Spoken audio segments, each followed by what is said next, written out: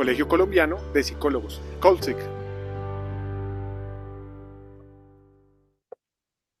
Bueno, espero que nos estén escuchando bien. Por ahora, pues darles la bienvenida a esta actividad que realizamos como parte del Colegio Colombiano de Psicología desde el campo de medición, evaluación, estadística aplicada. En este caso, pues tenemos una conversación que vamos a dar en torno al tema del dato a la práctica, psicometría y psicología educativa en el aula. Para ello, hemos invitado a dos expertas en el tema, en ambos temas, con dos experiencias además muy interesantes, ¿no? A partir de los trabajos que han realizado, experiencias tanto en Estados Unidos como en Colombia. Para no omitir detalles, yo les voy a pedir a ustedes el favor que se presenten y nos cuenten un poco de su trayectoria. Pues adelante, no sé quién quiera empezar. Bueno, muy buenas tardes a todas y todos. Mi nombre es Jenny Cárdenas. Yo soy psicóloga de la Universidad Nacional. Tengo una especialización en gerencia social y estudios de posgrado y experiencia en evaluación y medición dentro de los campos en medición y evaluación educativa, entre otras. He trabajado en varias entidades del Estado relacionadas con educación a nivel del distrito con el IDEP, con la Secretaría de Educación.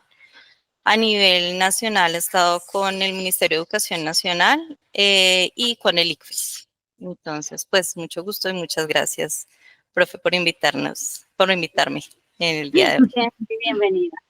Gracias. Me presento, yo soy Diana Marcela Galvez. Empecé mi historia con la psicometría tomando la clase de la profe Olga.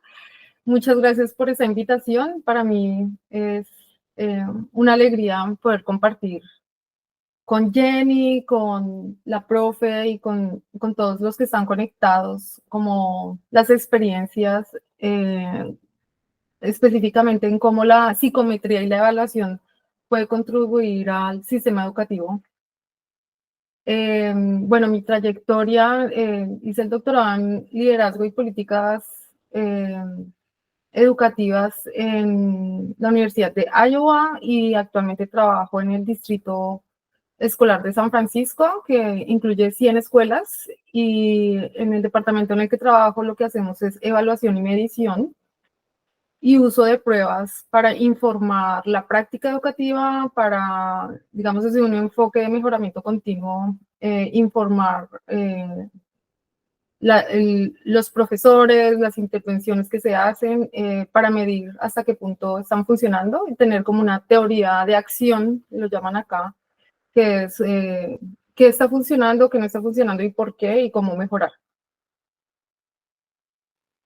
Bueno, pues muchas gracias a las dos por asistir a esta actividad y pues bueno, por participar, y seguramente sus aportes van a ser muy ilustrativos para nosotros.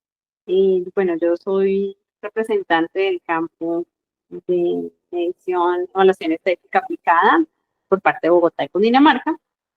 Y entonces también por eso les acompaño aquí, pues parte de mi experticia también radica en la psicometría y en la evaluación de la educación. Y contarles a los asistentes y también pues, a ustedes que tenemos una serie de preguntas y esperamos que esas preguntas sean un pretexto para conversar, para poder tener como una mirada más clara de justamente cómo la psicometría y la psicología educativa se unen y se fusionan en el aula, cómo se complementan, se diferencian. Entonces, si les parece, empezamos con la primera pregunta y luego vamos complementando, ¿verdad? Una de estas interrogantes básicas es justamente cómo la psicometría o qué papel juega la psicometría, cómo se articula justamente con lo que se hace en la evaluación en el aula, ¿cierto? Y cómo se articula con el papel que desempeña la psicología educativa como tal. Si quieren, le damos primero la palabra a Diana y luego a Jenny y bueno, vamos cambiando. Dale. Adelante. Bueno, digamos, la necesidad de empezar a utilizar la psicometría en el aula, en el ámbito educativo, en el sistema educativo, surge de los objetivos que se plantean en educación. La educación siempre está guiada por unos objetivos, digamos, educación para la vida, para el trabajo y para ser un ciudadano activo. También, bueno, digamos que en el momento de concretar esos objetivos, muchos sistemas educativos se han planteado también que un estudiante que se gradúe de bachillerato sea capaz de tener una transición exitosa a la universidad. Entonces, bueno, mencionaba así, estos son como objetivos generales, pero uno puede ir al plan educativo de cada institución, a diferentes niveles, nacional, regional, y están, digamos, más detallados. Pero ¿cómo sabemos que estamos cumpliendo con esos objetivos? Entonces, es como, digamos, una apreciación subjetiva podría ser, me parece que sí, bueno, diferentes personas podrían tener diferentes apreciaciones. Entonces, ¿cómo nos ponemos de acuerdo? Ahí surge la necesidad de utilizar la estadística, la medición, estos conceptos de validez, de fiabilidad, desarrollar pruebas que nos permitan medir de manera eficiente y con exactitud hasta qué punto se está aprendiendo. Están los estudiantes desarrollando los conocimientos y las habilidades que se espera en cada nivel escolar. Vale, Diana. Y para Jenny, ¿cómo sería esta relación y ese papel que juega la psicometría? Yo creo que Diana acaba de mencionar algo que es fundamental y es cómo evaluar objetivamente. ¿Sí? Entonces, la psicometría específicamente en la psicología educativa yo creo que permite brindar herramientas, ¿cierto? Como lo mencionaba yo también, o el desarrollo de estas mismas para evaluar objetivamente el desarrollo y los aprendizajes. Porque es que eso es algo de lo que tal vez vamos a tocar más adelante y es que el aula es integral. La mirada de los maestros y las maestras no solamente son sobre si van avanzando las diferentes competencias en los aprendizajes esperados, sino, por ejemplo, las interacciones, las habilidades sociales y emocionales, también digamos, la comprensión y la apropiación del mundo, ¿cierto? Que es lo que también denominamos aprendizaje significativo.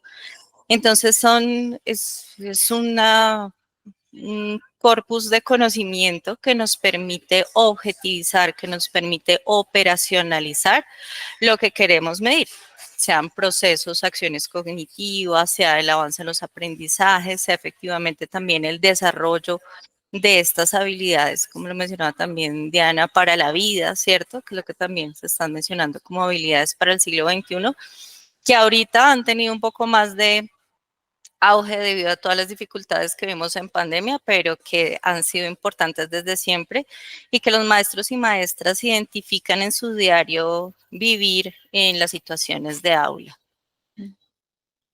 Vale, escuchándolas me surge como una inquietud muy específica y que nos permitiría empezar a diferenciar los ámbitos tanto norteamericanos pues como colombianos, ¿no? Que son las experiencias de ambas, y es que tanto en verdad los docentes están preparados para asumir como esa injerencia de esa evaluación objetiva para evaluar esto que ustedes acaban de mencionar y cómo lo reciben, digamos, en una y otra escuela, ¿qué han encontrado ustedes respecto a ello? Bueno, aquí en la experiencia que tengo en San Francisco, que hay variedad en Estados Unidos, pero digamos, también hay ciertas similitudes. Hay una separación muy estricta entre el uso de las pruebas, digamos que está más en oficina central. Y bueno, los resultados se socializan con los profesores y si, digamos, informa sus prácticas, pero el mayor énfasis está en como un sistema de responsabilidad social. O sea, los profesores aquí, los padres de familia tienen derecho a saber el desempeño de las escuelas, de los hijos de los estudiantes, y eso es información pública acá. Entonces, digamos que esa es como la prioridad que se le da a las pruebas de conocimiento, que son en matemáticas y en lenguaje. Esa es una faceta y es la que más prioridad se le da. También hay mucha, en el modelo de desarrollo profesional de los profesores, que es continuo, que está inmerso en, digamos, en el cronograma del año, Hay mucho, ¿cómo se diría? No sé si la palabra sea entrenamiento o práctica en el uso de los resultados, en leer los resultados. Inclusive la generación de boletines también es bastante técnica, incluye, bueno, promedios, comparaciones, y los profesores tienen esa habilidad de saber leer esos resultados y usarlos. Pero sí, a mi modo de ver, hay como una distancia entre el experto y el profesor que podría ser, digamos, reducida, y la conexión entre los dos áreas podría fortalecer como el uso de esas pruebas para la escuela. Diana, una pregunta al respecto allá en San Francisco, digamos, cuando tú mencionas los resultados, digamos, son las mismas evaluaciones en todas las escuelas, digamos como que hay un sistema unificado allí en San Francisco o no, o eso se responde a cada institución, a cada como establecimiento, ¿cómo es allá? Es un sistema unificado a nivel de estado. Cada estado establece, digamos, cuáles son las pruebas. Aquí usan el SBAC en niveles de tercero a octavo.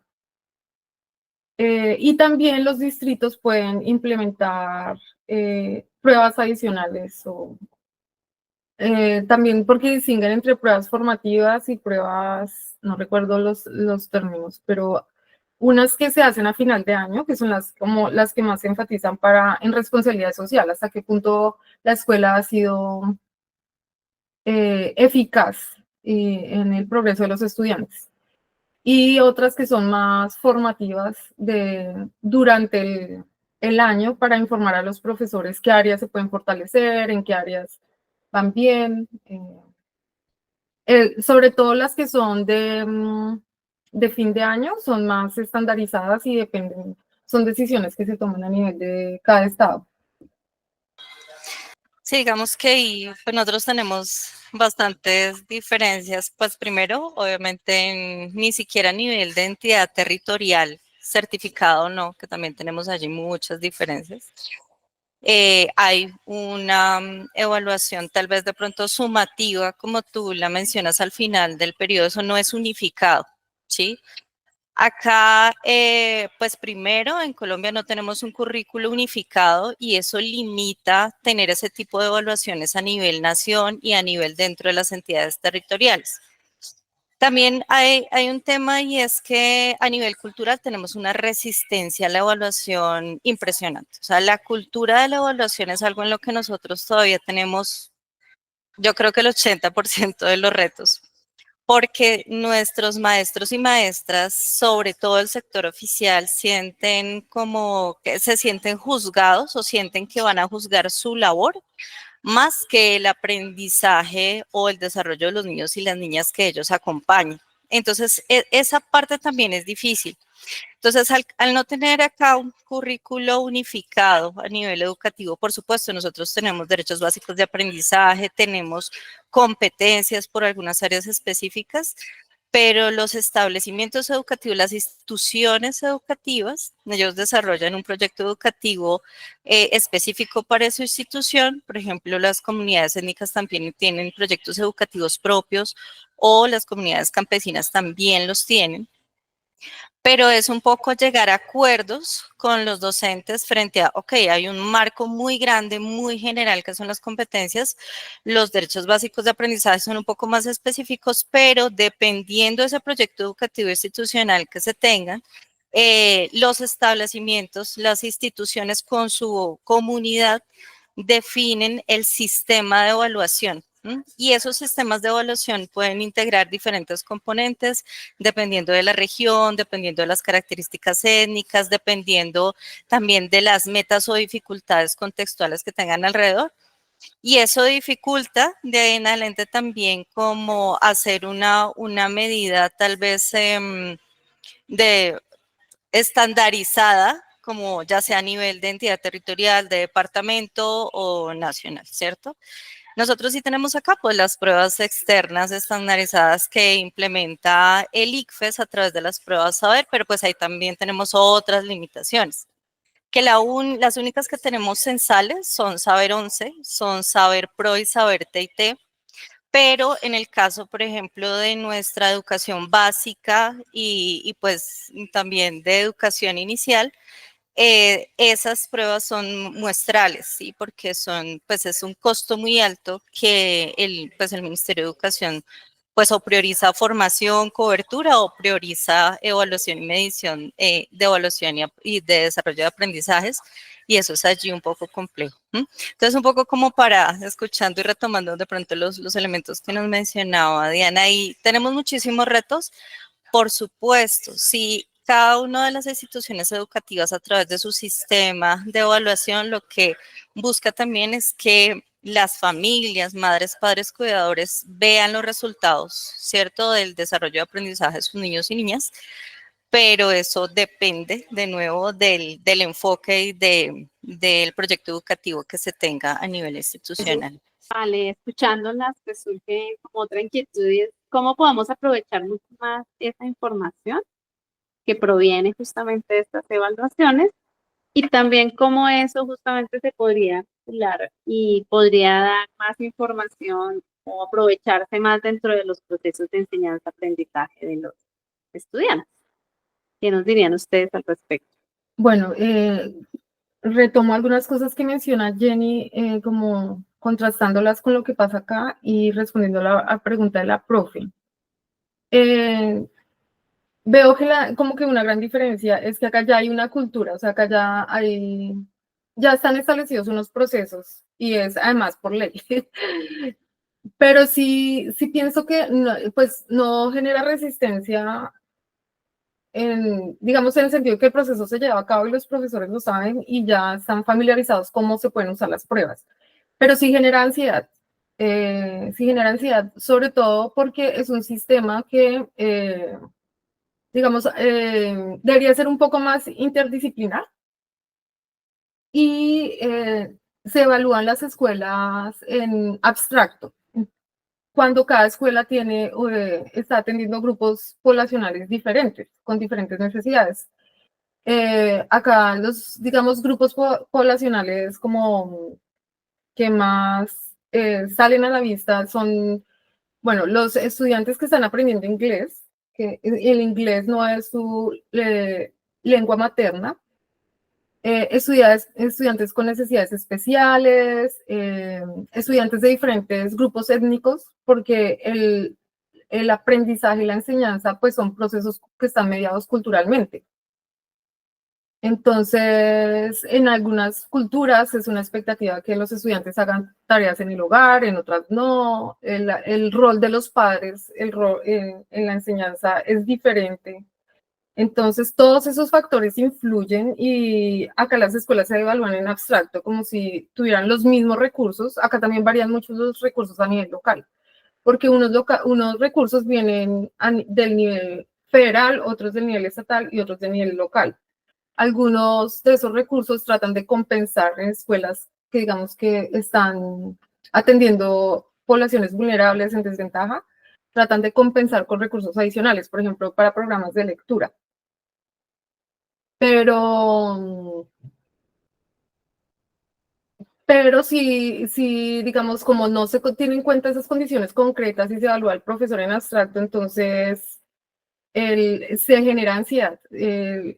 Y los profesores, pues, han habido, digamos, hay una crisis financiera. Acá generalmente, según el número de estudiantes, se asignan los recursos desde la ciudad o desde el estado y por cambios demográficos hay muchos distritos que han tenido que cerrar escuelas. Entonces entra el riesgo de uno de los factores para evaluar eso son los puntajes. Entonces genera ansiedad en los profesores y es algo que hay que reconocer y saber manejar. Creo que la resistencia también tiene que ver con el desconocimiento. Generalmente se ha manejado tradicionalmente como de arriba abajo, ¿no? Como algo que los profesores ven como impuesto, o sea, es como una directriz que tiene el ministerio o de aquí, en este caso es de la gobernación, entonces como creo que es un tema de liderazgo de cómo una vez los profesores ven la utilidad y la importancia, la disposición cambia. Y bueno, creo que es un cambio cultural que se va dando en la medida en que ellos ven cómo eso informa sus prácticas, pero también en la medida en que ellos son empoderados. Si no se puede asumir que el profesor, como en la enseñanza tradicional, no se puede asumir, o sea, antes se asumía que el estudiante recibía conocimiento, era solo un recipiente.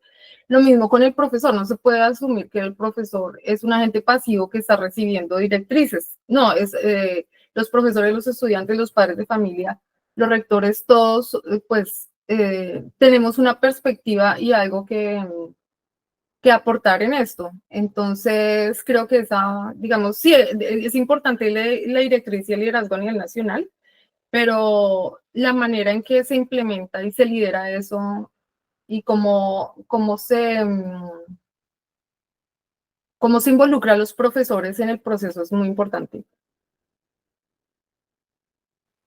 Y eso pasa, sí, eso pasa igual acá también. O sea, digamos que nosotros fallamos mucho, pues además de todas estas limitaciones, ¿cierto? De no tener, por ejemplo, el currículo nacional unificado.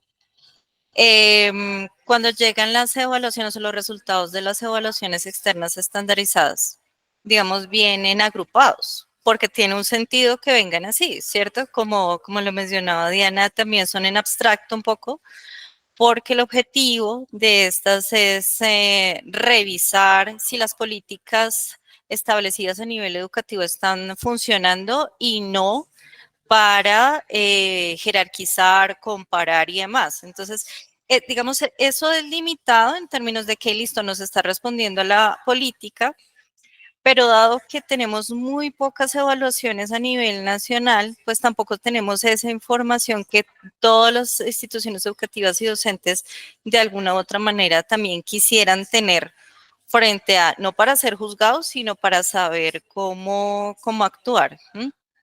Entonces acá, digamos, se maneja un esquema parecido a lo que menciona Diana, y es que las entidades de orden nacional, entonces, por ejemplo, el Ministerio de Educación, el ICFES como tal, define, entonces el Ministerio define los lineamientos, las orientaciones, las competencias, los derechos básicos. El ICFES establece las evaluaciones y las mediciones correspondientes con base en esos lineamientos, ¿cierto? Se evalúan los territorios, se realizan las aplicaciones de las pruebas, ya sea lápiz y papel, ahorita tenemos otras más en computador, pero al final, digamos, de todo ese ejercicio grandísimo, entonces tenemos un informe de resultados general o un informe de resultados por región, o a veces, tal vez, dependiendo de los acuerdos que se hagan, unos informes de resultados para algunas comunidades en particular, ¿cierto? Que tienen atención especial por parte del Estado, pero hasta ahí llega un poco el ejercicio y nos quedamos cortos y digamos, un poco la responsabilidad de las entidades de orden nacional también es, por supuesto, por ejemplo, convocar a las secretarías de educación, convocar, digamos, hay unos equipos, unos líderes de evaluación en cada una de las entidades territoriales, bajar esa información y decirles como, ok, si no estamos tan bien, por ejemplo, en matemáticas, digamos, ¿eso qué significa y eso qué pasa? Y de ahí, pues se espera que las secretarías de educación lleguen a los establecimientos educativos en un trabajo de un acompañamiento con las instituciones, pero vemos que hay muchas limitaciones, ¿sí? Primero, en el acompañamiento y la disponibilidad de estas entidades de orden nacional para llegar y estar acompañando todo el tiempo a las secretarías y a los líderes de evaluación, pero también la cantidad de líderes de evaluación que hay en el territorio que tienen una visión o están implementando pues también esa importancia de la cultura de la evaluación, son muy pocos y también no solo tienen esas funciones, tienen muchísimas más funciones. Entonces a veces son líderes de evaluación, a veces y líderes de calidad y líderes de cobertura y, ¿cierto? Entonces es muy difícil también ellos hacer ese acompañamiento que uno esperaría uno a uno. Y algo también fundamental que menciona Diana y que aquí también pasa, obviamente, digamos, tenemos mucha diversidad a nivel de contextos y lo que se esperaría más bien es que con esos resultados uno dice, claro, yo no puedo ver, por ejemplo, mi colegio de Buenaventura, digamos, no sé el resultado ahí, pero el objetivo sería que desde el acompañamiento con las secretarías de educación en los establecimientos educativos se haga una reflexión de, bueno, si eso está pasando en mi región, yo como establecimiento, yo como institución educativa, ¿qué dificultades tengo para alcanzar eso esperado, esas competencias esperadas? ¿Qué es lo que acá me está dificultando que los niños y niñas logren o el desarrollo o el aprendizaje? No, ¿será que solamente mis condiciones? ¿Será que hay unas condiciones también, pues lo sabemos todos, de violencia, de pobreza, etcétera? Y es como con base en esas reflexiones también empezar a identificar, o por ejemplo, falta de capacitación de los maestros, eso también debería llevarnos a ese tipo de reflexiones a nivel territorial, a nivel de institución, para que desde allí se empiecen a focalizar y a priorizar qué es lo que las instituciones educativas también tienen que pedirle a sus secretarías de educación, priorizar, pero también tener en cuenta qué es en lo que sí están fuertes, por ejemplo, ¿sí? Porque hay muchísimas experiencias en los establecimientos educativos acerca de sistematización de esos aprendizajes. Por ejemplo, hacen, no sé, olimpiadas matemáticas o olimpiadas de lenguaje, dependiendo un poco también de los proyectos educativos que tengan. Pero frente a, ya como para cerrar la pregunta que nos hacía Olguita ahorita, nos falta acompañamiento, nos falta, digamos, desde las entidades que manejamos el tema educativo, nos faltan brazos territoriales para acompañar y seguir en esos ejercicios uno a uno con los maestros y maestras, con los líderes de calidad, con las secretarías de educación, para que en efecto veamos, mire, es que ese puntaje o ese resultado en esa área, empecemos a identificar y a trabajar con ellos. Eso sí también, digamos, estamos en mora, ese sería el ideal, pero nos falta gente y dinero también. Sí, quería agregar algo. Ajá, dale, dale. Bueno, como lo plantea Jenny, entonces lo veo que es como un proceso que iría por etapas y pienso que en ese, digamos, tener escuelas o territorios piloto para implementar el proceso y luego mostrarlos a otros facilitaría mucho como ese proceso. Y respondiendo más explícitamente a tu pregunta, profe, sobre cómo se podrían utilizar o se utilizan esos resultados. Aquí en cada escuela, la oficina en la que yo estoy, que es evaluación, medición y evaluación, tiene diseñado un dashboard, un tablero que te dice, entonces en cada escuela, cada rector sabe, ingresa a esa pantalla que te muestra como en un carro, que en un carro tú sabes a qué velocidad va, si tienes gasolina, si algo está fallando, bueno, eso te muestra una serie de indicadores en otras cosas también, en nivel de asistencia, en sentido de pertenencia a la escuela, en las pruebas también. Y con base en eso, entonces, se hace acompañamiento a las escuelas. No se pueden cubrir todas, pero sobre todo las escuelas, digamos, que están en momentos críticos, por ejemplo, cuando son nuevos rectores o porque tuvo variación poblacional muy alta, bueno, por diferentes motivos o porque no han cumplido como con las metas, bueno, se les hace acompañamiento a principio de semestre del año y es una conversación y análisis de resultados y de datos. Y en esa conversación siempre hay algo que está guiando esa conversación y es una teoría. Acá le llaman teoría de la acción, o sea, esos puntajes que estamos obteniendo, ¿cómo se explican? ¿Qué está explicando? Entonces que hay sentido de pertenencia y se trata de hacer como una evaluación holística, tanto con otras pruebas como con otras mediciones, encuestas y también, digamos, información de campo que tienen los mismos rectores, profesores. Y ya en su escuela, el rector se encarga de que los profesores tengan espacios para procesar esos resultados, para analizarlos y para informar sus prácticas. Aún así, pues hay mucho por hacer entre el uso de esos, digamos, a veces el uso de esos resultados se vuelve como un lenguaje técnico, pero el cómo llega al aula, cómo impacta las prácticas, es un tema más difícil y que necesita trabajo futuro. Vale, o sea, creo que ustedes han mencionado como algunos de los puntos que justamente cuando uno trabaja en educación y trata de juntar la evaluación objetiva, pues se hacen evidentes, ¿verdad? Empiezo por lo último que tú mencionaste, Diana, es el lenguaje técnico, que a veces es incomprensible.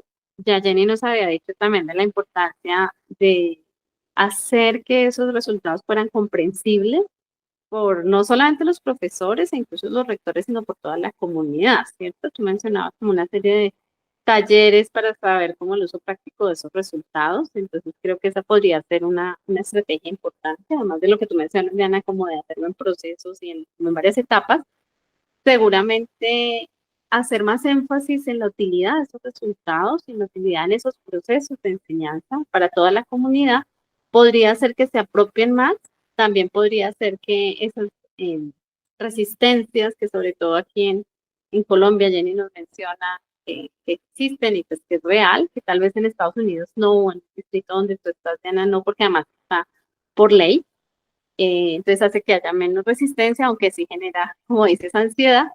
Entonces sería importante darle mucho más énfasis a ese papel. No sé si ustedes quisieran sugerir otras cosas adicionales o incluso aprovechar para mencionar otras barreras que ustedes hayan encontrado para hacer esa articulación, no solamente con evaluaciones nacionales e internacionales objetivas, sino para articular la evaluación objetiva en el aula, ¿cierto? A través de pruebas, otros instrumentos y la evaluación que se realiza, digamos, más sumativa o más formativa de mirar en ese día a día que el profesor tiene con sus estudiantes.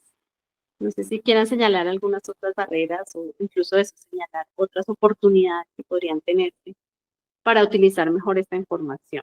Repito, no solamente las evaluaciones nacionales, aquí como que en Colombia al menos cuando decimos evaluación objetiva uno piensa pues en las pruebas del Estado, ¿cierto? Uno piensa que también uno en la institución puede hacer eso, o sea, si yo enseño matemáticas, lenguaje o ciencias sociales o naturales, puedo utilizar también evaluación objetiva, pero no es lo más usual.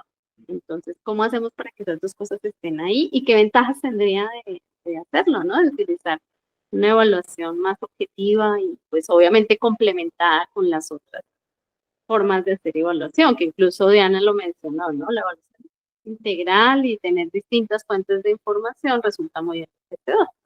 Entonces, no sé quién nos quieran contar al respecto ustedes. Pues yo recuerdo ahorita hablando como de las buenas prácticas, digamos, me acuerdo como en varios niveles de unos ejemplos que me parece súper interesantes como mencionar. El primero es a nivel de institución educativa en Buenaventura. Hay un colegio que se llama Teófilo Roberto Potes. Es un colegio que se encuentra en la periferia de la ciudad, con todas las condiciones de dificultades de seguridad que sabemos está viviendo Buenaventura y que he vivido desde hace mucho tiempo. Y también, digamos, ellos como comunidad educativa, cuando empezaron a plantearse con apoyo a la Secretaría de Educación el tema de, bueno, ¿cuál es nuestro sistema de evaluación? ¿Qué debería tener nuestro sistema de evaluación? Empezaron a identificar que no solamente era importante a nivel de la observación que hacían diariamente, de las valoraciones que tenían con sus evaluaciones propias, sino incorporar otras herramientas que les permitieran tener evaluaciones parciales, pero que también pudiera unificar, por ejemplo, la mirada de los profes de matemáticas, de los profes de lenguaje, de los profes de ciencias. Y para eso ellos implementaron, o más bien se apropiaron de las herramientas que en su momento era la estrategia Evaluar para Avanzar, que el ICFES liberó muchísimos cuadernillos, no solamente de evaluaciones de aprendizaje, sino también de evaluaciones de habilidades sociales y emocionales.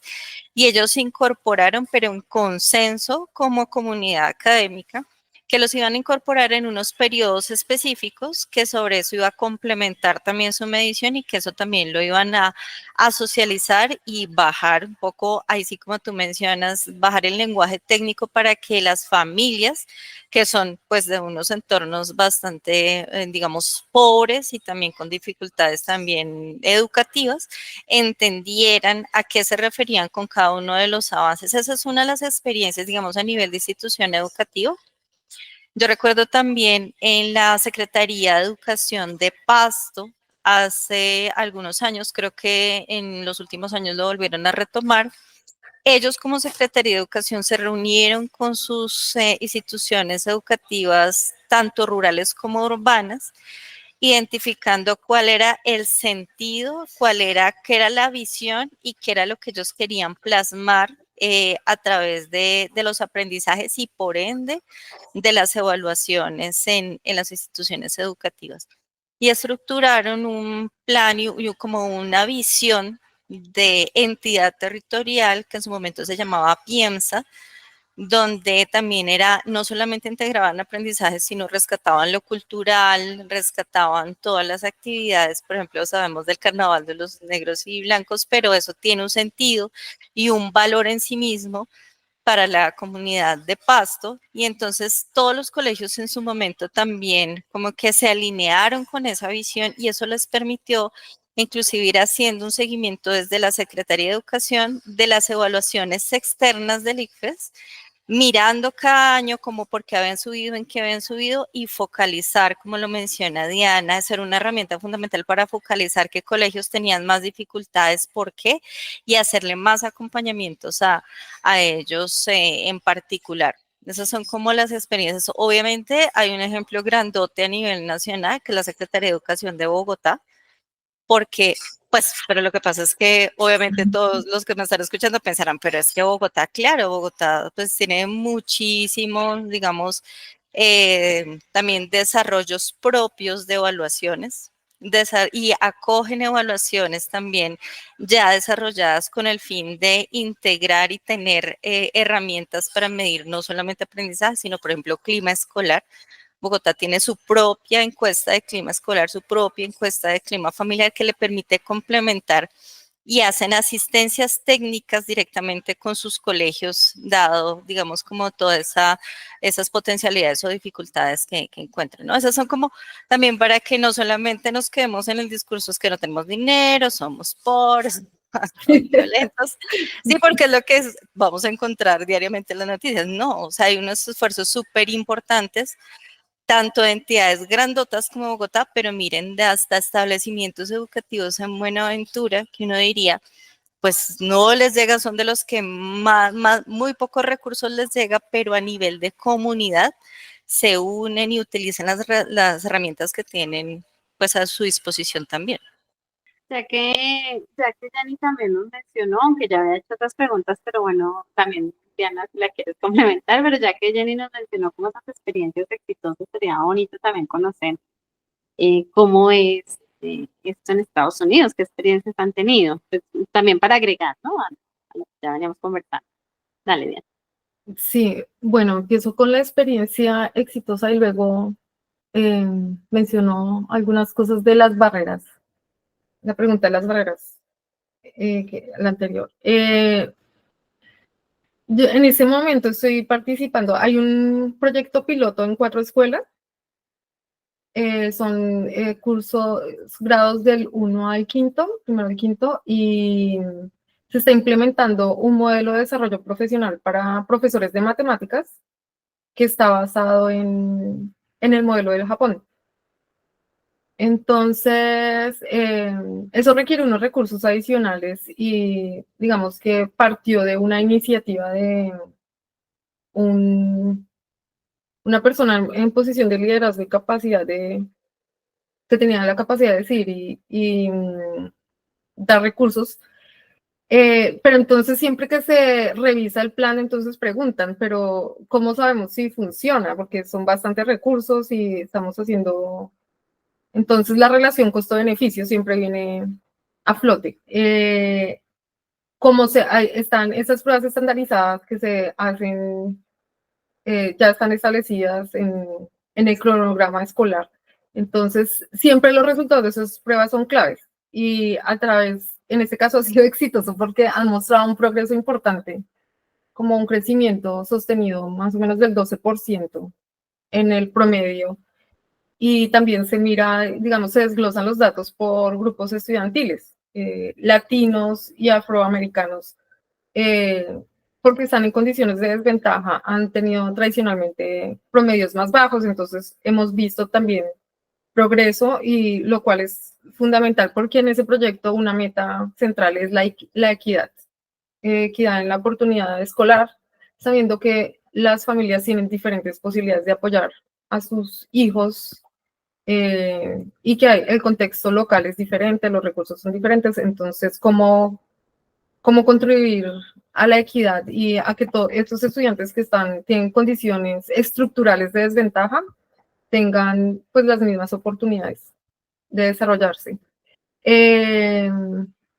Sí, yo lo veo como un caso exitoso porque ahí es fundamental. Si no existieran esas pruebas, no habría evidencia, no habrían datos que sustenten y se vuelve un tema político y de pareceres. Entonces, para mí es como el caso exitoso. Y ese proyecto ha aprendido varias cosas que lo puedo conectar como con esas barreras. Jenny ha mencionado barreras que podríamos decir están relacionadas con capacitación, la formación de los docentes en el uso de pruebas y también en la infraestructura a nivel nacional y local. Bueno, hay muchas cosas por hacer dependiendo del nivel, ¿no? Es como un sistema que está interconectado desde lo macro hasta lo micro, hasta el aula, escuela, y a cada nivel se puede hacer algo, no es como que se necesite empezar a nivel macro desde el ministerio a hacer cosas, sino que también se puede empezar desde las escuelas. El campo de acción es un poco diferente, pero en cada punto, en cada nivel se necesitan un liderazgo. Lo llamaría yo como que la palabra clave es liderazgo. Un rector, ¿cómo puede contribuir? Bueno, implementando en el cronograma cuáles son los espacios de capacitación y de revisión de esas pruebas. Esto es un proceso. Sí, facilitar esos espacios de conversación entre docentes de la misma escuela y, digamos, la psicometría, las pruebas son algo técnico, pero el éxito en su uso yo creo que depende de lo social, o sea, es la colaboración entre docentes. Los docentes tienen espacios reducidos de colaboración y yo creo que la evaluación se puede vincular con eso y es una motivación muy importante para ellos, que puedan aprender unos de otros, que puedan identificar, digamos que sean como científicos del aula, o sea, estoy probando, estoy experimentando esto y tienen una motivación porque pueden medir, pueden ver, notar hasta qué punto funcionan ciertas cosas, otras. Digamos, eso se puede a nivel de escuela, luego a nivel interescuelas, a nivel local y, bueno, ya a nivel nacional. Perdona que te interrumpa ahí, Diana, pero sería como ver justamente esa evaluación como un aliado para mejorar, como una oportunidad de mejoramiento y no realmente como algo que me está un poco observando, vigilando y juzgando, ¿no? O cuestionando. Esa es un poco también esa invitación, ¿cierto? Sí, no me está evaluando, sino que yo lo estoy usando. Es una herramienta que yo tengo para hacer algo mejor. Entonces, sí, el empoderamiento y que, o sea, en un currículo, el currículo, digamos, así en términos básicos, es el qué se enseña el contenido, el por qué, el cómo, y por más de que haya un currículo estandarizado, como dice Jenny, cada contexto, en el caso de Pasto, de Nariño, es evidente como los profesores tuvieron participación en el contenido, o sea, fue un diálogo, no fue algo impuesto. Eso es fundamental, o sea, eso es una cosa que motiva y mantiene el proceso vivo. Creo, perdóname, y para complementar, para seguirte la idea, y es que en las experiencias que se ven en las entidades de orden nacional, cuando se acerca a los maestros y maestras a qué es la evaluación, qué es la operacionalización, qué son las acciones cognitivas, los procesos de aprendizaje y qué son las evidencias de aprendizaje, los profes entienden un poco más y se apropian del sentido de las evaluaciones en el aula. Entonces nos ha pasado que en los ejercicios, digamos, no solamente invitamos a los profes, sino que profes que han trabajado, por ejemplo, con el ICFES o en evaluaciones donde se sientan y estructuran sus sistemas de evaluación, la defienden, porque dicen, es que es la herramienta que yo tengo para identificar objetivamente si, independientemente de pronto de mis sesgos, porque los tenemos y siempre los vamos a tener, si realmente mis estudiantes están alcanzando ese aprendizaje que tal vez yo no alcanzo a ver en términos de esas relaciones en el aula, ¿sí? Porque como cada estudiante también tiene sus procesos de apropiación de conocimiento de manera diferenciada. Entonces, no todos lo evidencian, por ejemplo, participando en clase o cumpliendo con todas las tareas, pero en algunas evaluaciones, creo que nos ha pasado, o sorpresas son los que tienen pues unas puntuaciones muy altas y uno dice, pero ¿en qué momento? Y es porque eso nos está dando evidencia, ¿cierto? De que sí hay un aprendizaje, pero entonces su aprendizaje y sus procesos son diferentes y es otra forma de ver, ¿sí? Es como también complementar desde diferentes miradas, ver los procesos de aprendizaje como tal en el aula. Entonces eso sí es fundamental cuando uno involucra a los maestros y maestras en decirles, mire, bueno, ¿qué es una rúbrica? Empecemos a construir una rúbrica. ¿Qué es una prueba? Empecemos a construir una prueba, no sé, de 5 preguntas. Y luego más amplia y empezar a acercarlos a ese ejercicio, a ese acompañamiento, es fundamental para que ellos puedan ver el sentido de la evaluación, para que bajen un poco las resistencias a la evaluación también externa, porque os dicen, yo evalúo y yo doy mis resultados, pero les da mucho miedo y mucha angustia que un ojo externo los vea, porque sienten pues que van a ver solo lo malo, ¿no? Pero ese proceso de acercamiento, de capacitación, de acompañamiento, sí es fundamental con ellos también. ¿Vale? Y con los psicólogos, o pues que normalmente quienes trabajan en la evaluación objetiva, y pues específicamente hablando de psicometría, pues son los psicólogos, ¿verdad? ¿Qué conocimientos, qué habilidades, qué debería desarrollar para poder hacer este acercamiento con los docentes, ¿no? Para estar en el aula y hacer más útil, y hacer comprender también de manera más clara la información que se muestra a través de estas pruebas. ¿Qué requeriría entonces ese profesional de la psicología que se acerca a esa área? ¿Qué conocimientos, qué habilidades, qué señalarían ustedes? Bueno, de partida, digamos, la experticia del profesor y la experticia del psicólogo evaluador son diferentes, ¿no? De entrada, o sea, desde su formación, eh, pero hay de haber un punto de encuentro desde los dos lados. Entonces, bueno, un psicólogo evaluador, digamos, pues necesita unas capacidades técnicas,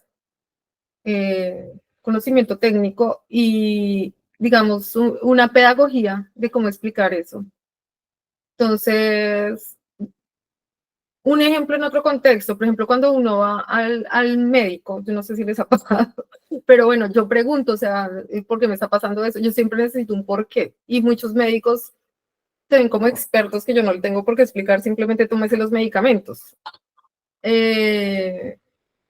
Entonces, es lo mismo, o sea, los profesores se preguntan un por qué el mismo estudiante, o sea, por qué esto funciona, por qué esto no. Entonces, siempre, pues, yo lo veo como un diálogo y algo interdisciplinar, estar dispuesto a estar vulnerable, porque uno es experto en la medición, pero no es experto en la enseñanza. Entonces, siempre es un proceso de aprendizaje continuo en ese otro área. Y para los profesores, aprendizaje continuo, pues, en su propia experticia, pero también en el uso de pruebas y en el desarrollo de pruebas. Sí, a mí me parece muy interesante la visión que tienen de los que trabajamos en psicometría, medición y evaluación, ¿no? O sea, de hecho, varios entrábamos a psicología pensando pues que no vamos a tener matemáticas porque eso es muy difícil. Y ahí miren que va también el mensaje cultural de, uy, no, evaluación, qué susto, qué miedo, ¿sí? Entonces, yo creo que hay que empezar por lo básico, por entender que todos y todas los psicólogos hacemos en principio observación. Y la observación es la base de las valoraciones y de las evaluaciones porque es búsqueda de la evidencia. Lo que pasa es que justamente para hacer para ser objetivas más bien las evaluaciones, pues necesitamos que llegar a acuerdos intersubjetivos y eso lo hacemos a través de unas herramientas específicas, ¿cierto? Entonces, validaciones, sentándonos pues, con expertos y demás, pero yo creo que en realidad no es algo para nada ajeno a nuestras habilidades propias. Lo que pasa es que también es como un cierto miedo de, uy, no, es que yo no sé nada de estadística. Pues es que no necesariamente necesitas ser el estadístico, necesitas es utilizar esas herramientas, ¿cierto? Para el análisis y para encontrar esas evidencias. Entonces yo sí, digamos, ahí invito pues a los que están ahí acompañándonos, a los que verán la grabación en algún momento, a que también, digamos, seamos curiosos de, venga, y que cómo complemento mi ejercicio de observación y sobre todo cuando hablo a nivel educativo, como bien lo menciona Diana, es un aprendizaje continuo, pero cómo hacemos más objetivas esas evaluaciones, esas valoraciones, esas evaluaciones y además por responsabilidad, ¿no es cierto? Entonces no solamente los profes van a llegar a nosotros a decirnos, oh, bueno, sí, ¿qué hago con este niño o niña que es que no habla en clase? Pero pues, digamos, las evaluaciones le sale bien, ¿sí? Entonces, ¿qué es lo que está pasando ahí? Y es como también, un poco lo que dice Diana, pues también hay que trabajar a la par. O sea, nosotros tenemos un saber, pero los profes tienen muchísimos saberes específicos de sus didácticas de aula, de las observaciones. Nosotros que trabajamos en educación nos damos cuenta de que también los profes tienen a veces lo que llamamos un ojo clínico, ¿cierto? Con algunos niños y niñas que identifican la dificultad antes de que nosotros hayamos dado, digamos, como todo un proceso de valoración de ese aprendizaje, ¿no? Entonces sí es entender que esto es un trabajo en equipo y que, como dice Anita, ellos tienen un saber, nosotros tenemos un saber que es complementario y que no hay que tenerle miedo también a la crítica que ellos puedan tener frente a algunos enfoques que nosotros tengamos. Es estar dispuesto o dispuesta a recibir, digamos, también esa visión de mundo. Por ejemplo, los que son un poco más constructivistas y están un poco más en resistencia con las evaluaciones sumativas, es como, profe, sentémonos. Yo sé que en el diario vivir uno no tiene tanto tiempo, pero pues sentémonos y venga, cuál es su posición y encontremos puntos de acuerdo en qué y cómo ver de un lado y del otro tanto pues esas visiones y la importancia de tener como esos procesos de evaluación y valoración en el aula. Tú mencionabas también, Jenny, como otros aspectos que se pueden medir, ¿no? Y que ahora tú también lo señalaste. eh, Después de la pandemia, pues se hizo un poco más evidente y necesario, ¿no? Como todo lo socioemocional, lo que se denominaban competencias blandas. En relación con eso, ¿cuál sería digamos, el trabajo de psicometría y la articulación justamente de medición y evaluación con pruebas objetivas y en el aula en el desarrollo de estas competencias, llamémoslo socioemocionales, o Diana lo mencionaba, habilidades para la vida? Digamos que eso ha tenido matices diferentes, ¿verdad? ¿Cómo lo ven ustedes y cómo podría potencializar ese desarrollo o ese trabajo que justamente hacen los docentes al interior del aula y pues que lo pueden hacer de manera mancomunada con las profesionales de psicometría, ¿no? Que es lo que también ustedes mencionaban hace un segundo, y obviamente para otra serie de habilidades más relacionadas con lo cognitivo. Sí, hay, para mí, yo siempre que trabajo con este tipo de habilidades, les digo, estas son las menos blandas de las habilidades, son las más duras, porque son las que nos sostienen como personas, como seres humanos o como ciudadanos. Sí, yo puedo no saber tanto matemáticas, pero sí yo sé empatizar, lo vemos en el mundo laboral y lo vemos también en las mismas interacciones en las escuelas, pero si yo soy sociable y demás, digamos como que también eso me puede favorecer. Ha sido súper importante, digamos, también en este trabajo educativo identificar la voz de nuestros niños y niñas, de los docentes y de las familias, por ejemplo, en el caso de habilidades sociales emocionales. Sabemos que las evaluaciones de lo que denominamos ejecución típica, ¿cierto? O sea, que son este tipo de evaluaciones de habilidades, de percepción, o sea, que lo hacemos a través de la percepción y el autorreporte, son más difícil, digamos, como de objetivizar, ¿cierto? Entonces, allá hay varios retos. Primero, pues uno sí tiene que pararse en unos enfoques teóricos sustentados, por ejemplo, en el caso de habilidades sociales emocionales, hay muchísimos enfoques, pero hay mucho trabajo desarrollado, pues en Colombia ahí estamos, pero obviamente a nivel internacional, por ejemplo, los modelos de habilidades sociales emocionales, está CEL, CASEL, bueno, aprendizaje socioemocional, que son referentes y nos pueden servir.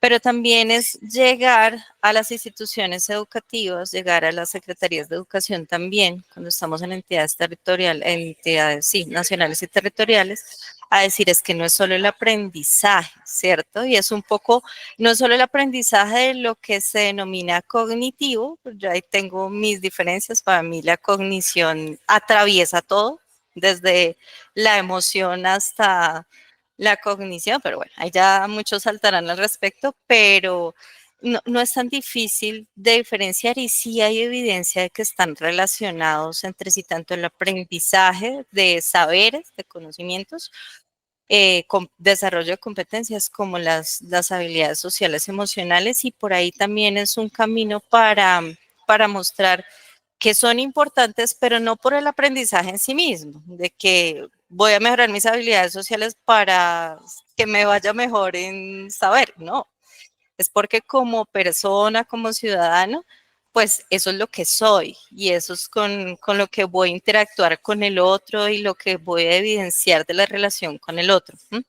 Entonces, si bien son un poquito más difíciles y hay que tener mucho cuidado con las interpretaciones porque son autorreportes, percepciones, son una herramienta fundamental para complementar nuestra mirada del aprendizaje de los estudiantes, de los niños y las niñas, ¿cierto? Entonces, dentro de un contexto determinado, y pueden darnos herramientas también para ese trabajo en aula y en instituciones. Entonces, y eso creo que lo sufrieron, y Danita pronto ahorita nos contará cómo fue allá en San Francisco, pero después de la pandemia, o sea, cuando los chicos y chicas empezaron a llegar a las instituciones educativas fue muy fuerte porque hubo una desregulación emocional, pues porque no estaban en interacción en casa, ¿cierto?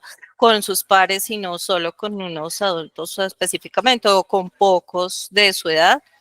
Y eso fue muy fuerte y fue cuando los profes también empezaron también a decir, uy, no, además todo lo que como profe también en sus habilidades sociales y emocionales desbordó eso como persona y como maestro, fue una situación que también empezó a sincronear y a que pues de alguna manera también facilitara que ellos dijeran, bueno, también vamos, abrámonos a la posibilidad de explorar a través de instrumentos qué es lo que pasa con nuestros niños y niñas en sus habilidades, en el clima, con sus familias. Escuchémoslos de otras maneras a través de estas herramientas, porque a veces ellos no nos hablan directamente, ¿sí? Entonces también es una forma de encontrar y de identificar esas posibles dificultades que tengan en estos aspectos. Sí, Diana, ¿cómo vivieron esto? ¿Qué dirías tú frente a todo este desarrollo de lo Bueno, socioemocional? Y que, como dice Jenny, yo creo que eso es clave, ¿verdad? Nunca ha sido un secreto que eso es importante, pero la pandemia lo puso en evidencia, ¿no? Lo dejó así, como muy claro, sobre todo al regreso, ¿no? Porque en efecto hubo una desregulación y una cantidad de problemas, ¿no? En relación. Entonces, qué pena que ahora sí te interrumpí, pero dale. no, no, Adelante. sí, acá yo veo, hay una tradición de medición y se tienen en cuenta indicadores que no están relacionados con lo cognitivo, sino más con lo emocional y con el clima escolar. Eh, Hay muchas perspectivas, pero al final ya hay unas pruebas que son estándar, que se ha probado que en diferentes contextos funcionan, que uno mira los ítems y tiene sentido. Está la prueba de sentido de pertenencia, la encuesta de sentido de pertenencia de Goodenough. que se podría aplicar fácilmente, digamos, al principio, al final de cada semestre, o bueno, dependiendo. Ahora tenemos la facilidad de la tecnología, entonces se puede hacer en Google, es fácil para los estudiantes llenarlo, inclusive Google ya da unos preresultados. Son estadísticas descriptivas que le permiten, dan información útil a los rectores, a los profesores de otras áreas que son fundamentales son condiciones básicas para el aprendizaje, digamos, de lo cognitivo, lo que es más visible, pero es como la punta del iceberg, ¿no? Entonces, esas capas que no se ven, que son más invisibles, y porque también están muy mediadas por nuestros bias, entonces los profesores pueden asumir que el que se sienta adelante está motivado, el que se sienta atrás no. Entonces, ese son otro punto que nos reta y nos contribuye a nuestro pensamiento crítico analítico para entender mejor pues lo que está pasando en el aula. Y definitivamente algo que yo recientemente he caído en cuenta es que la observación en el aula, o sea, por ejemplo, acá hay una tradición en este distrito, el rector hace al menos unas observaciones al año de una clase de cada profesor y le da retroalimentación.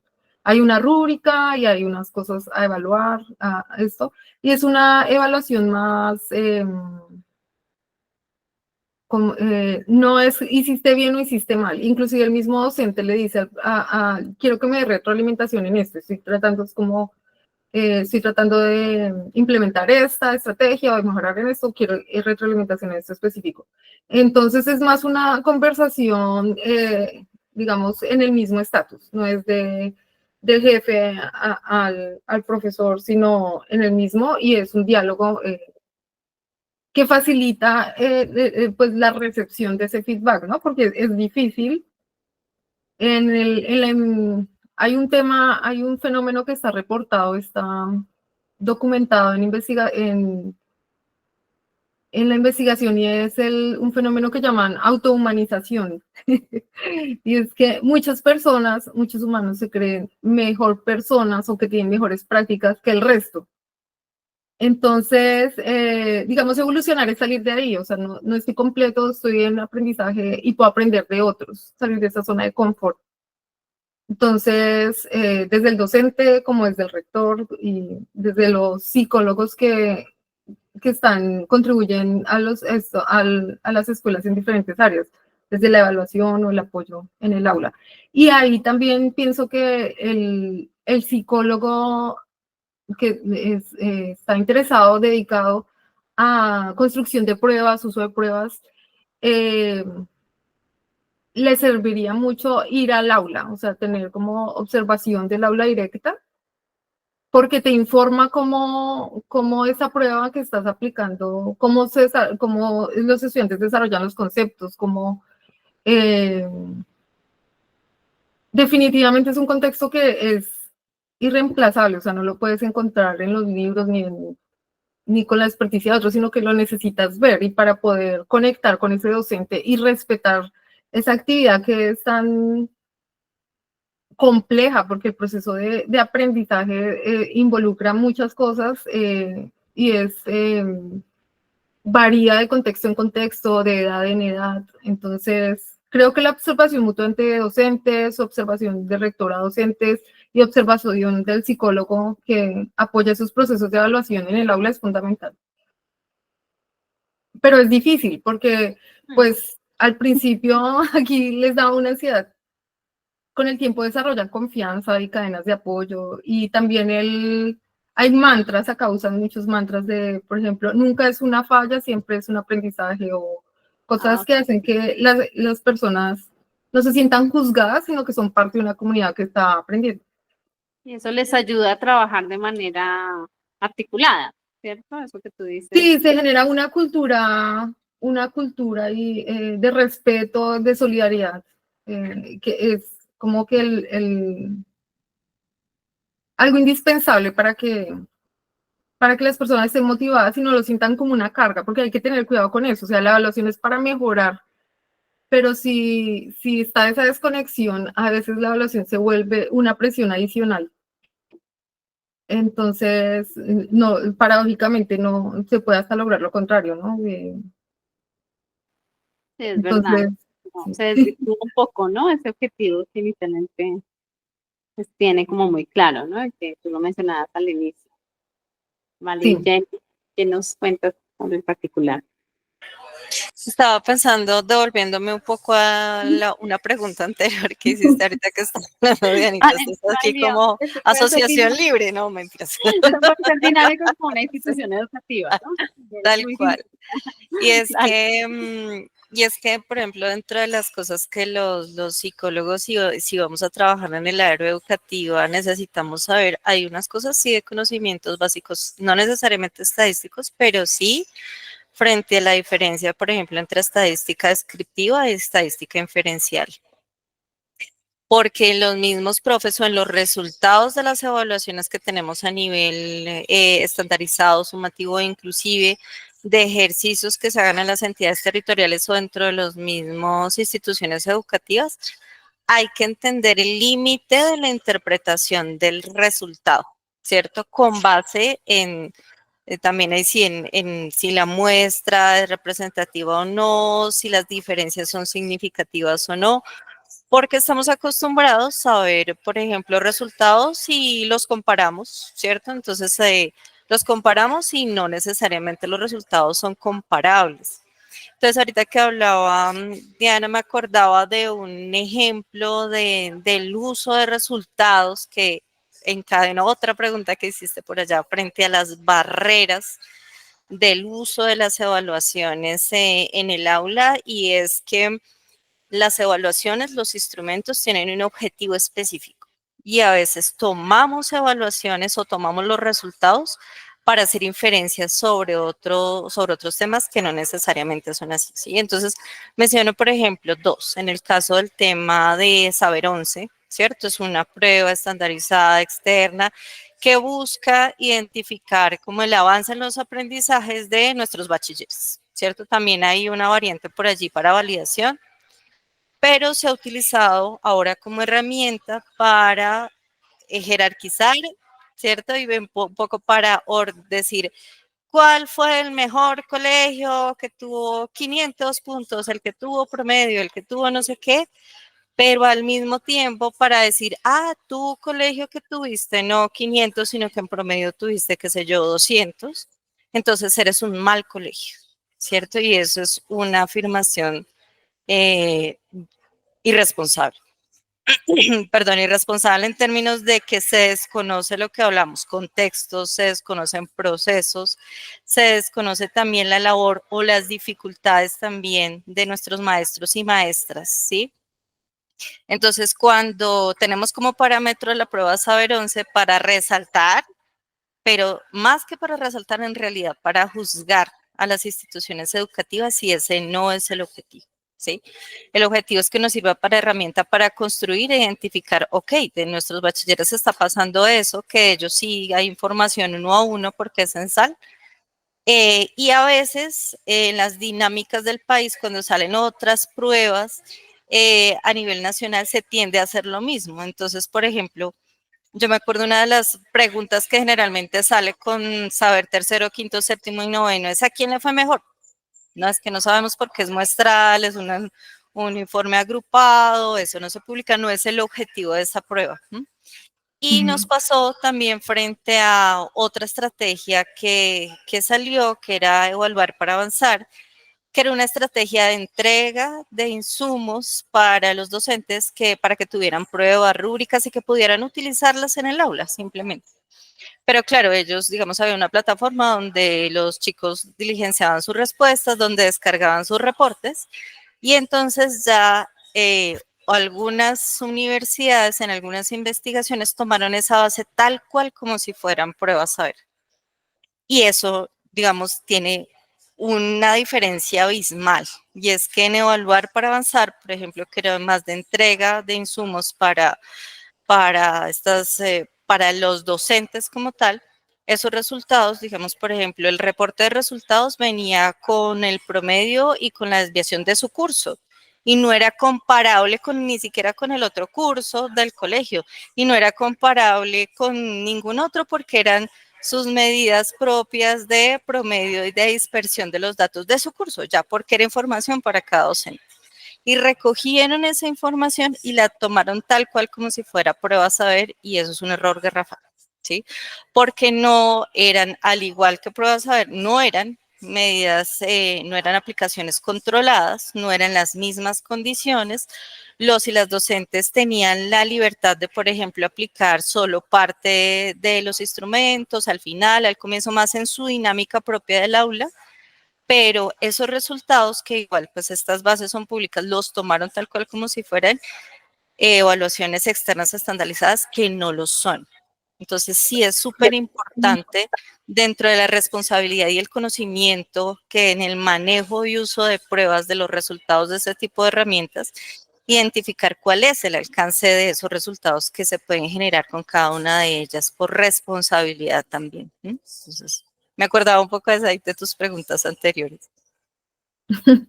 Bueno, Sí, bien, yo creo que uno, digamos, si uno como psicólogo en el área, digamos, desempeñándose en este área, debe ser consciente que eso tiene un aspecto político. O sea, una cosa es en el uso sobre todo.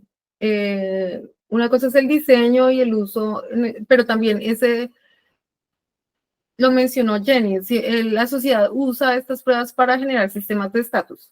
Entonces siempre quedan los colegios clasificados, el mejor, el peor, y eso tiene consecuencias en la imagen del colegio y las personas internalizan eso, los estudiantes internalizan, o sea, soy, y internalizar significa estoy determinado, es por ejemplo, estoy socialmente determinado para no poder estudiar algo que, una ingeniería, una carrera. Entonces, eso es de cuidado, hay que deconstruir, yo creo que, bueno, depende ya de como de la posición política y ética y los valores de cada uno, pero lo vería como algo que es importante deconstruir, ¿no? O sea, como esos resultados concretos corresponden a un proceso y no definen, no definen a una persona. Y también hay que tener cuidado con siempre ser muy cuidadoso en establecer relaciones causales, o sea, sí, el profesor hace unas cosas, eso, pero es muy difícil establecer causa-efecto, hay otros factores, y por eso también la importancia de evaluar, de incluir la observación en el aula y evaluar, porque ahí uno sí puede observar, bueno, los estudiantes están participando todos, están entendiendo todos, habla solo el profesor, habla también el estudiante. Se pueden tener unos indicadores que son más o menos objetivos y dan información inmediata. Entonces uno sí puede hacer un poquito más de inferencia entre eso y resultados. Se necesita conectar esas como dos áreas. Escuchándolas también se me ocurre, y bueno, y antes de darle la palabra a las personas que nos están acompañando aquí, que seguramente también querrán decir algo, preguntar algo o aportar también. Se me ocurría preguntarles si hay algo que no se logre capturar con las pruebas objetivas, tanto internas como las, o sea, como las que realiza la institución como las que se realizan externas, y cómo sería para capturar eso. Si ustedes tienen ahora claridad. O sea, lo que uno dice, no, un poco la línea de lo que tal vez decía Jenny, y es por qué, o sea, me surgió a partir de eso, ¿no? ¿Por qué le atribuyen y por qué esperan que unas pruebas respondan cosas que no, para las cuales no fueron diseñadas, con un objetivo diferente? Seguramente es porque hay otras cosas allí que queremos conocer y no sabemos cómo, y no sabemos si los instrumentos puedan darnos esta riqueza. Entonces, ¿cómo serían sus reflexiones en torno a ello? Pues yo creo que ahí una cosa son los procesos de evaluación, ¿cierto? Los instrumentos, las herramientas que desarrollamos, un poco desde la psicometría, desde la medición con el fin de evaluar. Y otra cosa es el proceso, o más bien, eso tiene que estar complementado y materializado en el aula con la retroalimentación, ¿sí? Entonces, por ejemplo, las pruebas externas estandarizadas, las sumativas que llaman, ¿cierto? Son más de evaluación del aprendizaje, ¿sí? O sea, nos dan un resultado, nos dan unos números, también nos dan en algunos casos niveles de desempeño, digamos en el caso sobre todo de competencias básicas, ¿sí? Pero ahí es fundamental el trabajo articulado y la labor de los dos, pues articulado de nosotros desde la psicología con los maestros y maestras, pero los principales actores son los maestros que retroalimentan a los niños y las niñas con base en esos resultados, ¿sí? Porque si solo se presentan en términos de números o de posiciones o demás, digamos, eso sí nos da evidencia. O sea, nosotros como profesionales también de pues, relacionados con la observación, con la valoración, podemos ver cosas, pero eso debe tener un sentido en términos de evaluación formativa y es que eso me diga algo a mí como maestro o maestra, pero que yo le diga algo también a quien es mi estudiante y ese algo que sea con esos criterios objetivos. O sea, yo evalúo con un fin, no solamente para ver, bueno, alcanzó o no alcanzó el aprendizaje, sino cómo puede alcanzar lo que no, lo que veo que no alcanza. O tal vez indagar sobre esas dificultades, posibles dificultades para que no alcance ciertos aprendizajes o ciertos desarrollos sí esperados. Y eso los instrumentos por sí mismos no lo tienen. Si nos permiten dar unas herramientas, nos permiten tener unas evidencias, pero los maestros y maestras y el acompañamiento que nosotros les hacemos a ellos para integrar esa información y para transmitirla primero a los estudiantes y luego también a sus familias, eso es fundamental. Y no se da por sí solo en la medición, sino que hay actores que tienen que trabajar de manera articulada para que se cumplan esos fines. Vale, Diana. Eh, Perdí el hilo de lo que iba a decir. Espérame un segundo. ¿Me puedes repetir la pregunta? Porque me quedé pensando en algo que dijo Jenny. Si quieres desarrollar eso también, pero es un poco qué es lo que no logran evaluar las pruebas o aquellas cosas que no logra recoger, ¿no? Esos instrumentos de lo que pasa justamente en ese proceso. Lo que pasa es que muchas personas, la sociedad, digamos, usa las pruebas como un árbitro, ¿no? Entonces, o sea, como es objetivo, es algo que está allá, que es legitima, pero también genera un sistema de estatus. Entonces, la prueba es algo que sí, son fundamentales, pero son una herramienta más. Y no pueden reemplazar. Entonces, acá muchas veces se ha dado el caso de que los profesores enseñan para el test, para que el estudiante pase el test. A mí me pasó cuando estaba en 11 que los profesores enseñaban para el ICFES, entonces en 3 meses trataban de enseñarnos todo lo que ocurría el ICFES en física, en todo esto. Y es una reducción, no se puede reducir todo ese proceso de aprendizaje de tantas cosas cognitivas como no cognitivas, el pensamiento crítico, capacidades transversales, capacidad de análisis, uso de conocimiento en problemas de la vida real, que es lo que hace PISA.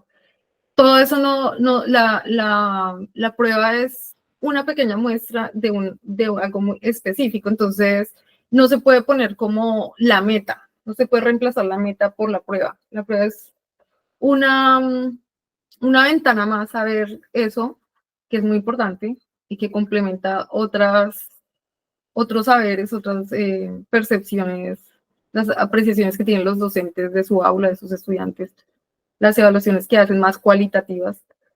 Y sí es fundamental, pero no puede reemplazar el resto, no puede reemplazar ese objetivo, no se puede enseñar para el test. Sería una enseñanza muy reduccionista, mecánica, eh, que pues no diría que reduciría el arte y la ciencia de enseñar y aprender a algo que no sirve. Sí, claro, la limitaría mucho, ¿verdad? Perfecto. Porque pues evidentemente una prueba pues tiene una estructura y hace que sea mucho más concisa y deja por fuera otras. otras cosas y evidentemente pues no da cuenta de absolutamente todo. Eso también es claro, Exacto, ¿verdad? es un muestreo, Ojalá. no Ujú. solamente a nivel de población, a veces pues cubre toda la población, pero también es un muestreo a nivel teórico de lo que se está evaluando. Entonces, sí, es difícil, creo que eso sí, es difícil como mantener uno como psicólogo evaluador lo sabe, pero a veces es difícil recordarlo, recordárselo a los que usan las pruebas. Toda la Eh, comunidad, claro, que recibe aunque también, quien usa y quien explique. recibe esa información, ¿verdad? Porque también es posible que allí haya una sobreexpectativa de hasta dónde puede llegar y pues darle demasiado valor al instrumento y a los resultados mismos, ¿verdad? Sí, por eso yo creo que el hecho de cómo se vinculan a los profesores y la participación que ellos tienen, el caso que me parece muy bonito que menciona Jenny de Nariño, o sea, en ese caso los profesores tienen conciencia, supongo que tienen más conciencia de qué se puede hacer con la prueba y qué no, o sea, las limitaciones de la prueba. Sí, ese fue un caso como emblemático, un ejemplo muy bonito, muy de éxito de cómo han hecho esa apropiación, ¿no? Pese un poco a sus condiciones. Bueno, no sé si ustedes quieren agregar algo más o pues yo invitaría como a participar. Veo que hay varias personas aquí conectadas y me parece interesante que puedan participar, que nos puedan decir algo en relación con lo que estamos conversando. No sé quién quiera formular, como digo, alguna pregunta o hacer alguna apreciación que complemente tanto que ha dicho Jenny como que ha dicho Diana y pues que nos ayude a poner un poco la reflexión sobre esto que estamos tratando acá y esta relación entre la psicometría justamente y el trabajo que se realiza en el aula, pues la psicología educativa. ¿Alguno quiere decirnos algo? Sí, no sé qué audiencia tenemos, si tenemos estudiantes de psicología o investigadores, Realmente psicómetras. no tenemos esa información. En principio pensaríamos que pueden ser de los dos, los dos públicos. Pero bueno, no sé si, como no nos quieren preguntar, no sé si ustedes quieren complementar algo más. Les había comentado, de hecho, y es importante que lo sepan, que si bien dejamos una franja de 3 a 5, es como para no estar apurados en tener que terminar, cortar, porque a veces deja uno menos tiempo y cortan. Pero pues si quieren podemos ir cerrando, si no hay preguntas y demás, ustedes por supuesto se pueden complementar, pero podríamos terminar, por supuesto, antes. No es camisa de fuerza, ¿verdad? El tiempo, en este caso. Sí, yo quiero adicionar tal vez como algún avance, digamos, en términos y llamar un poco también a cómo invitar, ¿cierto? A que todos sigamos pues desarrollando y también fomentando la cultura de la evaluación. Nosotros como psicólogos, digamos, por ley, tenemos una responsabilidad muy grande. Y digamos, cuando uno trabaja con equipos interdisciplinarios, muchos dicen, pero ¿por qué los psicólogos son los únicos que pueden aplicar pruebas con respecto ahorita leemos la pregunta de José Gilberto, entonces para cerrar ahorita la idea. ¿Por qué nosotros los psicólogos somos los psicólogos? Son los únicos que pueden aplicar esas pruebas y demás. Es porque pues la responsabilidad que tenemos y lo que esperamos también en los campos de formación en las diferentes universidades es que se forme frente a la responsabilidad no solo del desarrollo de la prueba, porque algunos pues en las diferentes universidades tienen planes diferentes, pero de alguna manera se aborda, pero sobre todo en la responsabilidad frente al uso del dato, ¿cierto? Entonces que ese tipo de, digamos, de apreciaciones no son en vacío. Nosotros tenemos una formación importante también para entender conductas, comportamientos, también el porqué de algunos desarrollos, de algunos aprendizajes, de acciones cognitivas. Y como somos los llamados además por ley, ¿cierto? Entonces es una responsabilidad frente a que nosotros también deberíamos ser voceros de identificar y demostrar la importancia de la evaluación en el aula específicamente, o también cuando trabajamos con secretarías de educación, la importancia de tener estas herramientas objetivas y de poder acompañarlos frente a resaltar la importancia de tener también estas herramientas, como lo bien lo mencionaba Diana, como complementarias a estos procesos de evaluación para el aprendizaje, que es la evaluación formativa, ¿cierto? Y de también de identificar y de ser responsables frente a nuestro ejercicio profesional en el uso responsable de las pruebas, que no es solamente saber que es una escala o que está bien en tal escala, si viene en percentil, si viene en eneatipo, no solamente saber interpretar, y no solo aplicar las pruebas por aplicarlas, sino que es cumplir el objetivo que se tenga a nivel educativo. Esas pruebas realmente sí me dan la información, sí me complementan la valoración que estoy haciendo, sí complementan la labor que los docentes están haciendo en el aula. O sea, no es aplicar por tener una medida objetiva porque sí, sino que tenga un sentido frente a ese tema. Y creo que ya ahora sí tenemos bastantes preguntas, profe. Vale, sí, bueno, empezamos. No sé, Diana, si quieres complementar o después de las preguntas. Pues, como las preguntas que hemos cubierto, creo que algo importante es cómo, digamos, cómo se usan esos resultados, cómo hacer esos resultados útiles, ¿no? Generalmente las personas, cuando vemos los resultados, hay como comparaciones, ¿no? Como la institución versus el resto. Esas comparaciones hasta cierta medida pueden ser útiles, pero eso es, digamos, lo más útil sería, digamos, el medir el mismo estudiante de un año al otro. Que eso tiene pues, un desafío, y es implementar toda la infraestructura para poder hacerle seguimiento a ese estudiante. Pero esa información que es longitudinal, pues es muy valiosa porque permite ver el progreso a través del tiempo y con base en eso tomar decisiones para informar. Y pues fundamentalmente lo que se puede hacer, digamos, lo más básico que se puede hacer es identificar fortalezas y debilidades a nivel de estudiante, a nivel de aula, y para eso sirve un poco el contraste con otras instituciones, con el nivel país, pero hasta cierto punto. Yo vería que como el progreso a través del tiempo, comparar el mismo estudiante en 2 puntos del tiempo es como lo más apropiado, porque los otros tienen pues limitaciones y a veces se hacen inferencias sí,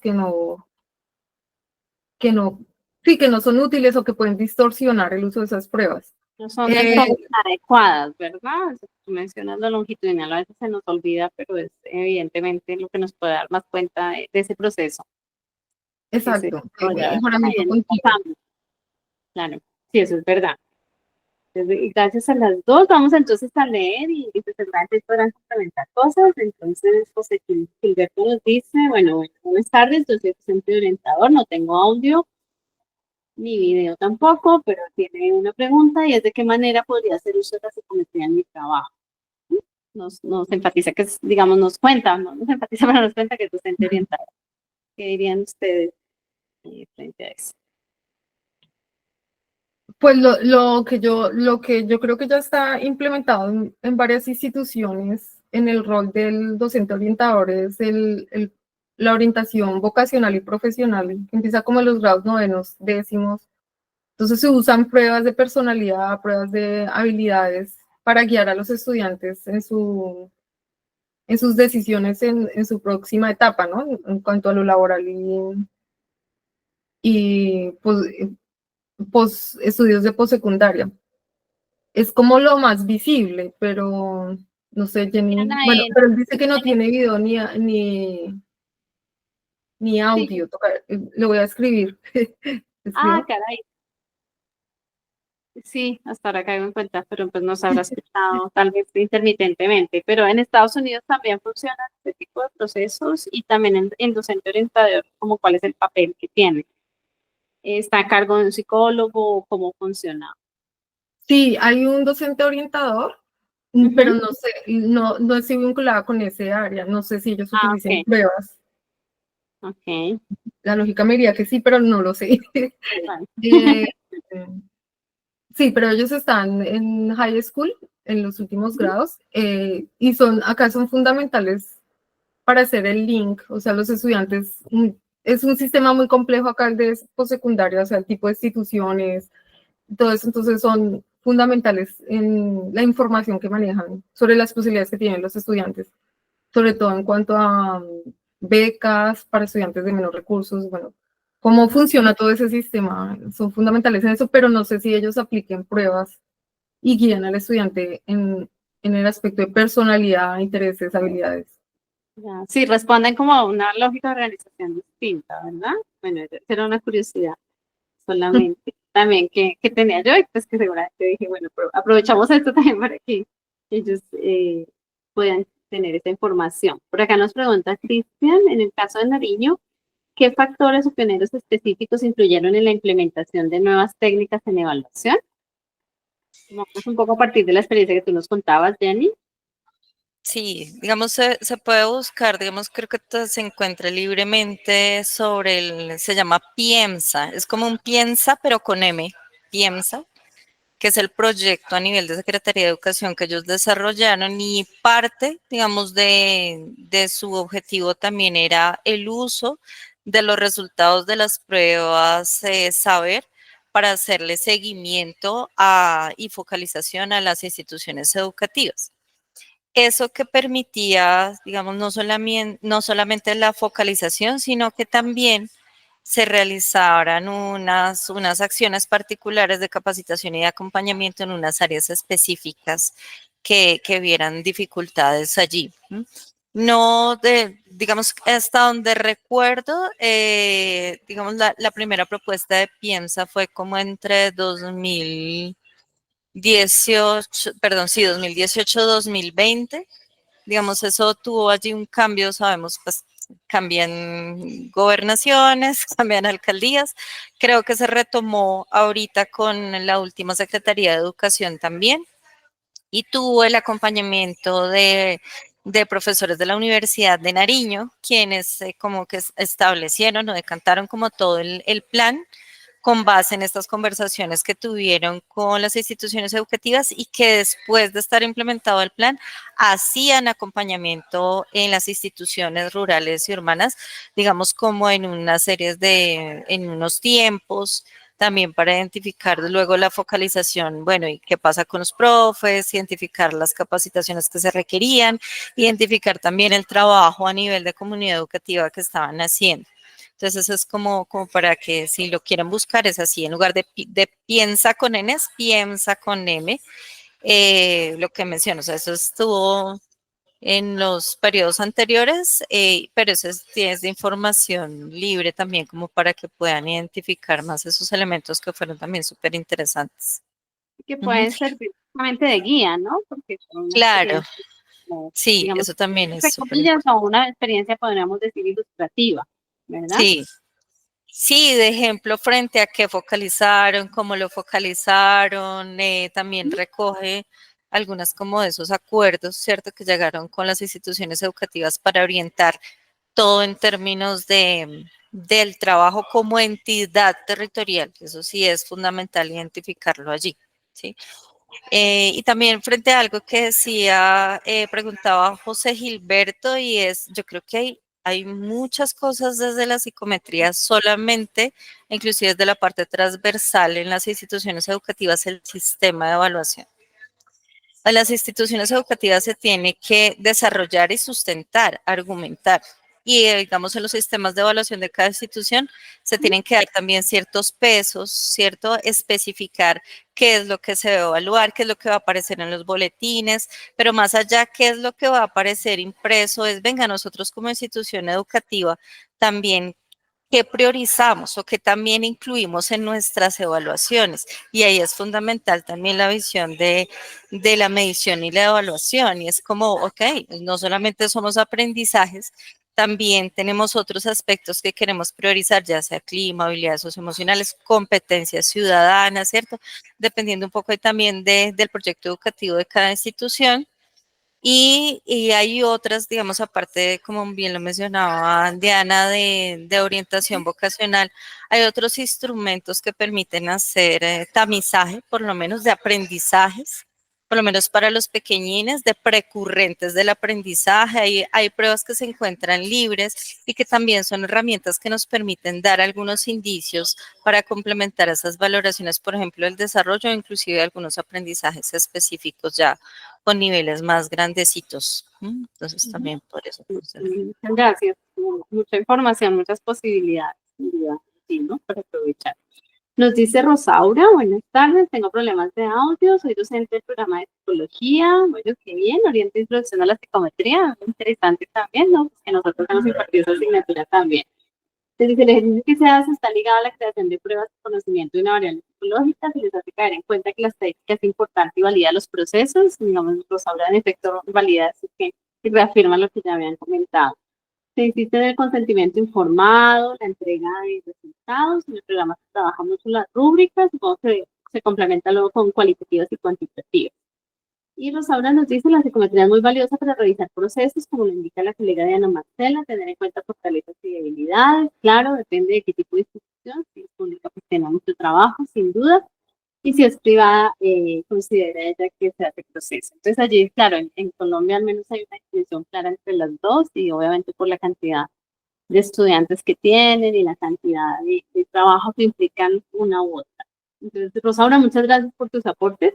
De efecto, reafirma lo que hemos venido aquí conversando. Por su parte nos dice Luz Andrea Márquez, que dice, buenas tardes, soy estudiante, me encuentro realizando mi proyecto de grado. Me gustaría conocer su perspectiva sobre algún instrumento psicométrico que se podría utilizar para la evaluación de la lectura crítica en la adolescencia. Ya nos pregunta por algo ya muy concreto. ¿Qué nos dirían?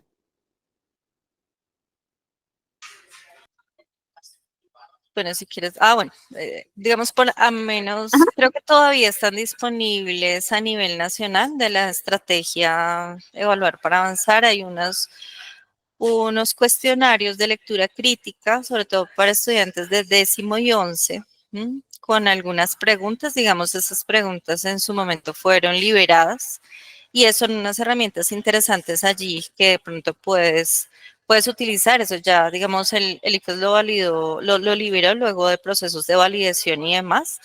Esas, digamos, son pruebas abiertas, pero también entiendo que hay, digamos, hay otras a nivel internacional. Yo no me acuerdo si era Pearls en este momento, sobre lectura, pero no me acuerdo si eran las edades como los 15 o eran para más chiquitines. De pronto ahí, Dianita, de las que recuerdes, de si están liberadas. Pilos, sí, era Pilos, pero no, sí, tampoco recuerdo la edad.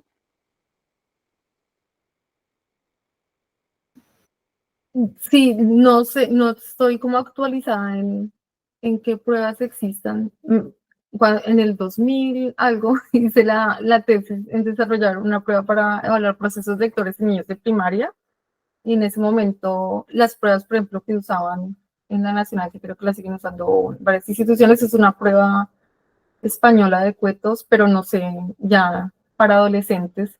Y lo más probable es que se esté necesitando desarrollar una. Podría ser también el tema del proyecto de grado. Seguramente, Luz, pero tal vez con las indicaciones que te dice Jenny, porque ese programa que en efecto de Evaluar para Avanzar en Colombia fue pues, muy importante, no digo fue porque realmente no sé si todavía tiene la fuerza que tenía en su momento, pero justamente como es un componente importante de evaluación en nuestro sistema sobre la lectura crítica, seguramente llevas a encontrar elementos importantes y pues claro, están dirigidos a todos los grados, entonces encontrarás para esa edad en particular. Bueno, ya con ellos terminamos las preguntas y los aportes, entonces yo creo que ya podemos ir finalizando, no sin antes pues, agradecerles tanto a las personas que participaron, nos escucharon aquí en este conversatorio, como por supuesto a Jenny y a Diana, por su generosidad en contarnos sus experiencias, sobre todo lo que han construido en relación al tema y pues por dejar claridades sobre la importancia de la psicometría, la relación entre la psicometría y el trabajo que se hace en el aula, por supuesto las barreras, pero también fortalezas y las posibilidades que se tiene de desarrollo y que sea más un espacio y creo que eso nos ayuda mucho a animarnos, ¿no? A animar al espacio que hay que construir, que es un espacio en el cual es importante el trabajo en conjunto y pues reconocer hasta dónde podemos llegar y hasta dónde no, pero también darle el papel a los instrumentos, el papel que se merece, ¿no? El lugar que tiene y que ojalá de verdad puedan servir para mejorar y para que estos procesos de enseñanza-aprendizaje sean cada vez mejores y por supuesto que los niños, que los estudiantes, que los adolescentes en general también puedan enriquecerse de esta información que proviene del área de la psicología que hemos denominado psicología. ¿Quieren ustedes decir algo más ya como para cerrar? Gracias a todos los que nos acompañaron, a Jenny, a la profe Olga. Me voy con muchas reflexiones, un muy buen tema de discusión para cerrar la semana. Y bueno, tenemos mucho trabajo, entonces esa es la buena noticia. Vale, parece que sí. Hay mucho por construir. Entonces, nuevamente, muchas gracias y bueno, esperamos poder tener otros espacios incluso más puntuales, específicos, que nos permitan también ya aprender herramientas puntuales, ¿no? A través de cursos, talleres, en los cuales esperamos que quienes se vincularon aquí a esta conversación, pues puedan participar y puedan nutrirse y enriquecerse con eso. Muchas gracias, gracias de verdad a quienes participaron, Jenny y Diana, un abrazo fuerte.